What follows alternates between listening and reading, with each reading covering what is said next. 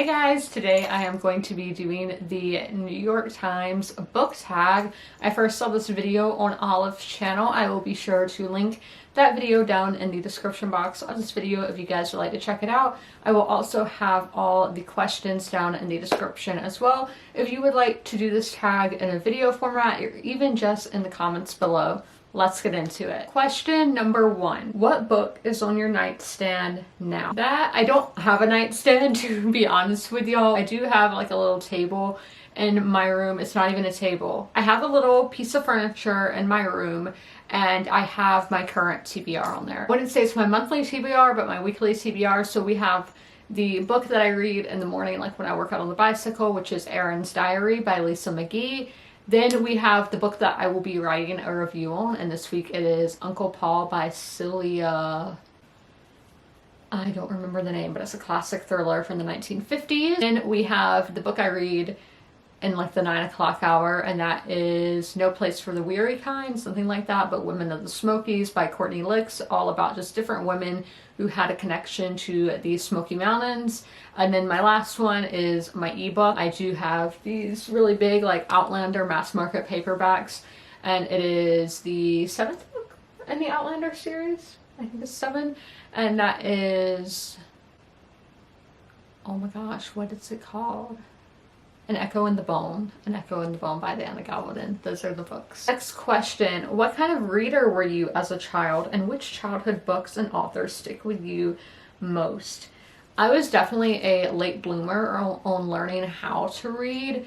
I think that was why I was held back, but I've never been told why I was held back. Like when I asked my dad, he makes jokes.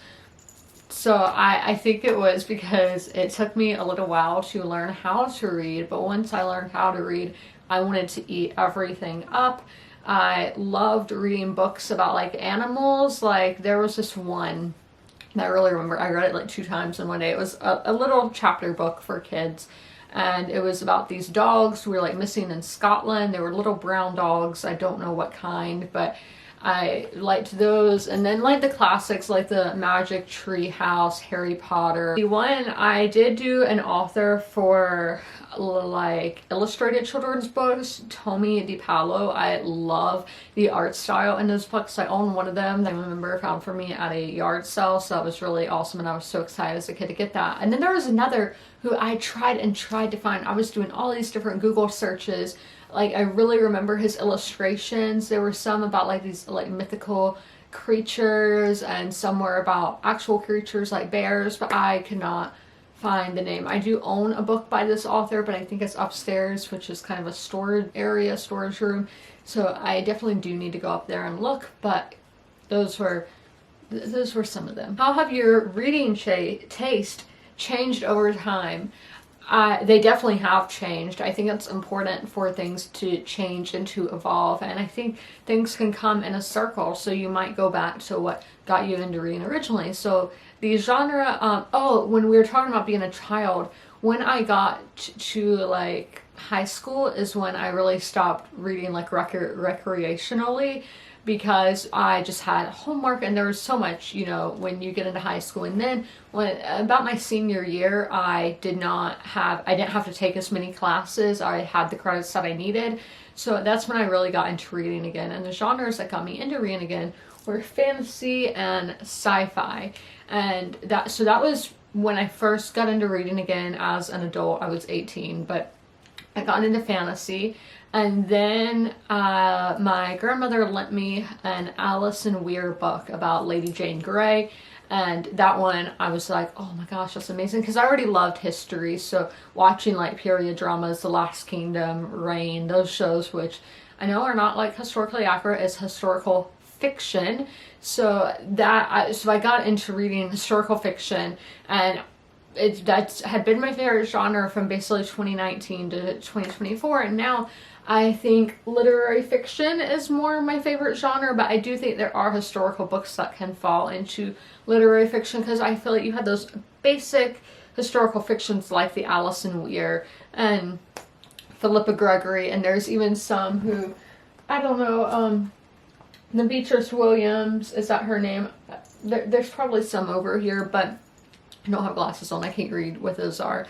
there are those like really basic historical fictions, which there's nothing wrong with, and I do enjoy. Then you have things like Betty by Tiffany McDaniel, Love Songs of W.E.B. Du Bois, and so on, which are more literary historical fiction, literary historical, literary, I don't know, but those books that you will see nominated for awards like the Booker things. Percival Everett would be one that I'm considering in this.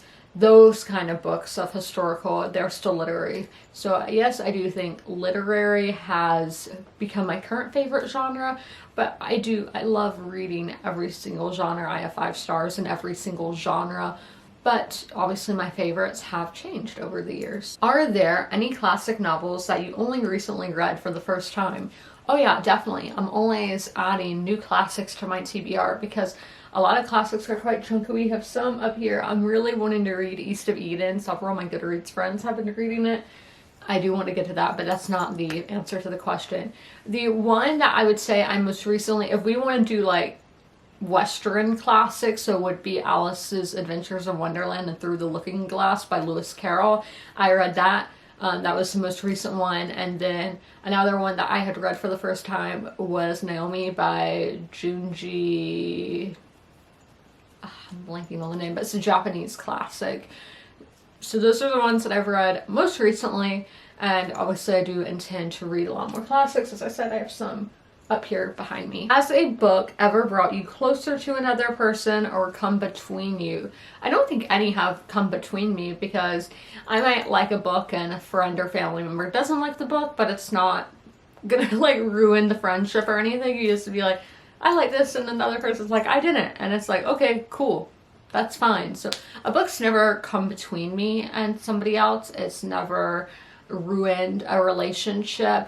I definitely do think books have brought me closer to people. If somebody gave me a book, or if I gave somebody a book, or if I did a buddy read with somebody, I think those that will ultimately bring you closer to somebody, because you're analyzing and talking about the book with that person. And it's just a really like intimate experience to read somebody's favorite book. You get to know them on another level, because you're like, oh, this person loved this book. This tells me something about them. I think the same can be said if you listen to somebody's favorite song or favorite album. It's a very intimate thing, and you really get to know the person. Which subjects do you wish more authors would write about? So my first answer to this, I know what book y'all are going to recommend me when I tell you my answer, but female friendships, I know y'all are going to tell me to read My Brilliant Friend by Elena Ferrante. Yes, I will get to it. That book is literally sitting in front of me right now. Again, I don't have glasses on, but I think it's that stack over there. I will get to that book. I really want to. I've been seeing it again all over like TikTok and Goodreads lately, and I want to get to it. And hopefully, I think in March, I know, a long time, but March is my historical fiction month. I think that will be when I get to it. But yes, I love to read about female friendships, because it's either they hate each other or they hook up in like a sexual way, and I'm like, yeah, those things do happen, but I want to read about legit female friendship where they're friends, and I love reading about that, so I wish more books would do that. Another thing, this would go towards romance and thrillers. Happy relationships only is at the start of a thriller or romance. Not always, never use always, but sometimes, a lot of the times, the main female character usually just got out of a bad relationship, and they're just hating on their ex the whole time. And I'm like, why are none of these people ever in happy relationships? You can have an ex and not feel a rage of hate towards them. Yeah, there are going to be some that you're going to hate, but I think most of the time you do grow and be like, you just don't care about that person anymore. That sounds really brutal, but you don't have a strong reaction towards that person, and it's just something I hate to read, and I don't understand why so many authors have to have that in the character development. I don't understand. Like, in a thriller, why does she have to have an ex-boyfriend? Why can't she just be uncovering this mystery without having an ex-boyfriend who she hates? I don't know. And another one is the relationships between father and daughters. Y'all, if you watch my vlogs, you know I'm very close to my dad, and I just wish more books would focus on that. Really more media in general. Yeah. I wish they did. And TV shows, back in the day, we had Full House, we had Hannah Montana. I don't know why it's not like that in media or in books. I understand those shows are more geared towards younger audiences, but usually the dads in books are deadbeats. And yes, realistically, that happens way too much and it's awful. But I would like to see a happy family, not a broken home every once in a while. This is a really difficult question, and it is, can a great book be badly written? What other criteria can overcome bad prose? I'm gonna say 100% a great book can be poorly written. It's probably a book I would give a 4-star rather than a 5-star. 4-star is a great book, but it's not a new favorite. But how can you make up for bad writing? You can have good character work. You can have a good plot, like a good plot in theory, and you can have intrigue. You can have good atmosphere. So there's a lot of things that can make up for bad writing, but usually writing is what will deter my reading experience. A lot of times you can tell an author's trying to hit a certain word limit, it being too wordsy, and just, yeah. I really like straightforward writing. The one that I've heard great recently that is that straightforward writing is Open Throat by Henry Hoke. I loved that writing style. Joan Didion's another where I love her writing style. Lauren Groff, but I'm not saying those are bad books. A lot of those books I just said are 5-star reads. The writing style is very important, but I think you can kind of cancel that out if you have other good elements. And also, if a book is poorly written, sometimes if I do the audiobook, that will enhance the reading experience. This is another question that kind of has me stumped. You're organizing a literary dinner party. Which 3 writers, dead or alive, do you invite? I'm starting out with my man, George R. R. Martin. I side with him in all this drama that's been going on lately, but he wrote my all-time favorite series. Then Diana Gabaldon, because this is something that I think they do very different, is Diana Gabaldon's books of Outlander are very, like, when you read them, I'm like, yes, this is how this would play out. But on the TV show, they will do that same plot, but make it a lot more dramatic. And George R. R. Martin is the opposite, where Blood and Cheese is the one where this happened recently. He made it like very, very intense in the book, and then on the TV show it was not. So I just think it'd be interesting. I don't know if they've met or not, but I would love to see them sit down and talk to each other. Like, I just want to witness them doing this. And then my third option, I just had one thinking Taylor Jenkins Reid, because I like how all her books take place in the same universe, because that's how I would do it. So I would love to talk to her about that. But then Honoré Fannin Jeffers wrote my all-time favorite book, The Love Songs of W.E.B. Du Bois. So I would love to sit down with her, and I feel like she would understand the Southern culture, and she would probably bring some good food to the meal, because Love Songs, that book, talked about all my favorite foods, especially cornbread. It got me on a huge cornbread kick. And then R.F. Kuang is another one who wrote my second all-time favorite fantasy series, and I know she's met George R. R. Martin, so I would like to see them talking as well. I think she is great at writing character arcs and morally gray characters, so those are all the ones that I would invite. I know I said more than 3, but I kind of had a hard time narrowing it down. What moves you most in a work of literature? It's character work. All the way. We were just talking about R.F. Kuang with her character work.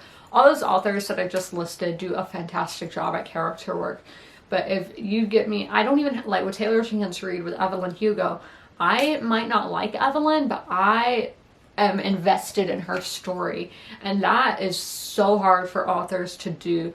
As I said, all those authors I just listed do a fantastic job at it. But I read so many books where the authors do an awful job at it. So character work is definitely the most important thing and what moves me the most in stories. And last question here. What do you plan to read next? And next week I'm going to be doing my channel buddy read of The Alienist by Caleb Carr. And that's going to be the next one. It is a thriller, a historical thriller, mystery kind of thing. And I know it's been adapted and is very popular, so hopefully I enjoy it. But I hope you guys enjoyed this video. And as always, comment, rate, and subscribe. And don't forget to ring that notification bell to be notified when all my videos go live. If you made it through this whole video, leave a leaf emoji in the comments below. Bye! If you are familiar with my videos, you're used to seeing Sherman at the end of them. Sadly, Sherman has since passed away, but I would still like to encourage you guys to help your local shelters. Sherman was at the Darlington County Humane Society in rural South Carolina. I always have their link down below in the description if you guys would like to help them, but also help your local shelters as well.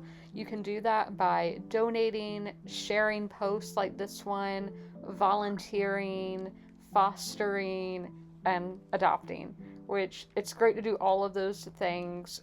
Great to help your community, great to help the animals in your community, and I cannot recommend it enough. All of my pets were rescues, they were strays or from animal shelters, and I love them so much, and I know how much love they can give, so knowing these pets at the shelter can equally give that much love, it's amazing. And y'all should totally take part and help out those local animal shelter pets, and please help them.